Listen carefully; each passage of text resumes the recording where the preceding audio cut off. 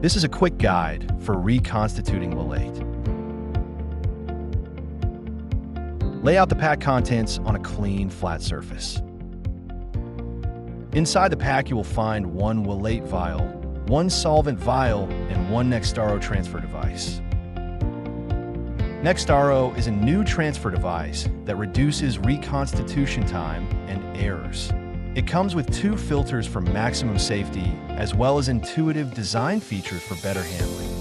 Now let's look at the 5 easy steps for reconstituting Wilate. First, attach the blue side of transfer device to the solvent vial. Second, invert and attach the white side to Wilate vial. Third, swirl till it dissolves. Fourth, unscrew and discard the blue part of the transfer device. Fifth, draw Wilate into a syringe and discard the rest. And that's it. Wilate is ready for infusion. Now, let's go step by step through the process. Step 1. Ensure both the vials are at room temperature.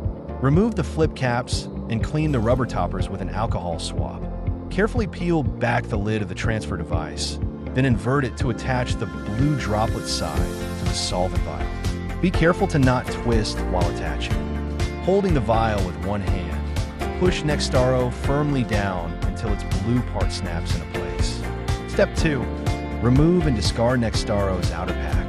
Now, holding the Wilate vial with one hand, invert the solvent vial and place the white part of Nextaro on top of the Wilate vial. Press down until it snaps into place. Do not twist. The solvent will be drawn into the Wilate vial by vacuum. Step 3.